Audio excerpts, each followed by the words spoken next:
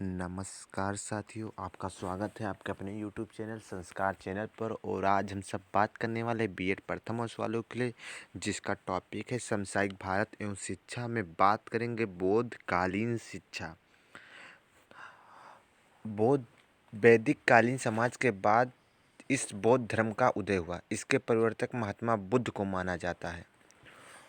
वैदिकोत्तर समाज में ब्राह्मणों के द्वारा संपादित किए जाने वाले यज्ञों, कर्मकांडों तथा आडंबरों की प्रधानता के कारण तत्कालीन समाज लगभग ऊब गया था। इस प्रक्रिया के फलस्वरूप हिंदू धर्म में दोषों का आना शुरू हो गया था, जिसके कारण इस प्राचीन धर्म का मूल स्वरूप ही परिवर्तित हो गया। परिणाम स्वरूप चारों तरफ पाप और अनैतिकता की वृद्धि हो गई। इस समय तक पुरोहित का करीब व्यवहार का रूप ले चुका था।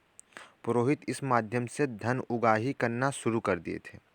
इसी संक्रमण काल में बौद्ध धर्म का आविर्भाव हुआ। वास्तव में बौद्ध धर्म हिंदू धर्म से अलग नहीं। इसके सिद्धांतों में अनेक हिंदू धर्म के सिद्धांत सम्मिलित थे। डॉक्टर राधाकृष्णन के अनुसार बौद्ध धर्म कोई नया धर्म नहीं है, अपितु हिंदू धर्म का परिवर्तित रूप है। उद्देश्य एवं आदर्श: धार्मिकता की भावना, चरित्र निर्माण पर बल, व्यक्तित्व का विकास, सामाजिक कौशल की वृद्धि, राष्ट्रीय संस्कृति का संरक्षण एवं प्रसार। बौद्ध शिक्षा भी दो भागों में विभक्त थी: प्राथमिक शिक्षा, उच्च शिक्षा। शिक्षा प्रणाली: प्राथमिक शिक्षा बौद्ध धर्म के अंतर्गत दी गई शिक्षाओं का संपूर्ण विवरण जातक कथाओं के माध्यम से मिलता था। फाहियान जब 17वीं शताब्दी में जब भारत आया, तब उसने पाया कि बौद्ध मठों में शिक्षा केवल बौद्ध संघों या संघों में सम्मिलित लोगों को दी जाती थी तथा शिक्षा व्यवस्था उत्तम थी। बालकों की शिक्षा 6 वर्ष की आयु से शुरू होती थी। पढ़ाई शुरू करने के 6 माह तक सिद्धितु 49 अक्षर नामक ग्रंथ पढ़ना पड़ता था। तत्पश्चात उनके 5 विद्यों का अध्ययन कराया जाता था, जो निम्नवत है: शब्द विद्या, शिल्प विद्या, चिकित्सा विद्या, अध्यात्म विद्या, हेतु विद्या। उच्च शिक्षा: उस शिक्षा का केंद्र मठ ही था। छात्रों को उनकी रुचि के अनुसार विभागों में पढ़ने की छूट थी। इस शिक्षा व्यवस्था में सैद्धांतिक व प्रायोगिक दोनों प्रकार की शिक्षा की व्यवस्था थी।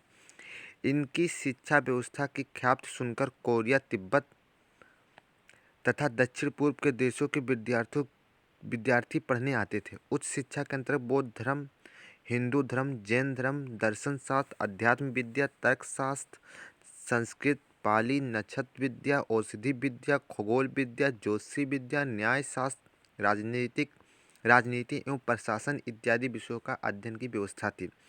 प्रमुख शिक्षा स्थल: नालंदा, जगदल, विक्रमशिला, ओलंतपुरी, नदिया, महाविहार, वल्लभश्री।